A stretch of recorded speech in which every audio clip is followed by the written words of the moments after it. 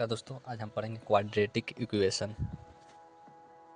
Quadratic equation quadratic equation का जो x square plus p x plus c equal to 0, ये हुआ quadratic equation. Quadratic equation हुआ। अब इसको दो रूट्स आता है, एक अल्फ़ा एक बीटा। क्वाड्रेटिक इक्वेशन में कुछ बातें ध्यान रखने वाली है, जैसे फर्स्ट नंबर, इफ़ ए हुआ, बी हुआ, सी हुआ, इफ़ ए इक्वल टू 0, ए जब 0 नहीं होगा, ए इक्वल टू नॉट 0, तब ये क्वाड्रेटिक इक्वेशन कहलाएगा, जिसका 2 रूट्स होगा। सेकेंड बात ये है कि जब if a equal to 0 and b equal to not 0, तब ये लीनियर इक्वेशन हो जाएगा। लीनियर इक्वेशन हो जाएगा, इसका एक रूट आएगा। थर्ड हो जाएगा if a equal to 0, b equal to 0 and c equal to भी 0 हो जाएगा, तब इस सिचुएशन में ई हो जाएगा कॉन्ट्राडिक्शन। इसका 0 रूट होगा। जब ए बी सी तीनों 0 हो जाएगा, तब ये कॉन्ट्राडिक्शन हो जाएगा, 0 रूट आएगा इसका। अगर ए रहेगा बी 0 हो जाएगा, ए रहेगा बी 0 हो जाएगा, तब इसका एक रूट आएगा, और ए बी सी तीनों रहेगा तो डबल रूट आएगा। ये सबसे महत्वपूर्ण बात है, इंपॉर्टेंट बात है, जो if a equal to b equal to c equal to 0, यानी तीनों जब तीनों 0 हो जाएगा,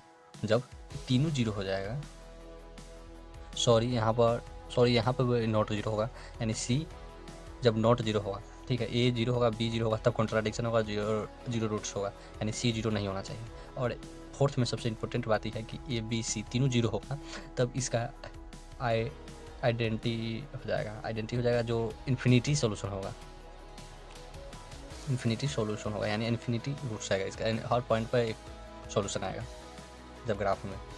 अब इसका रूट्स निकालने का फॉर्मूला होता है minus b plus minus d by 2a, ये फार्मूला होता है। और इसका भी एक फार्मूला होता है d equal to b square minus 4ac। तो पहले आप लोग डी निकाल लीजिए, डी, और जितना डी का वैल्यू आएगा उसको रूट के अंदर रख के इस वैल्यू में पुट करिएगा तो डबल रूट्स निकल जाएगा।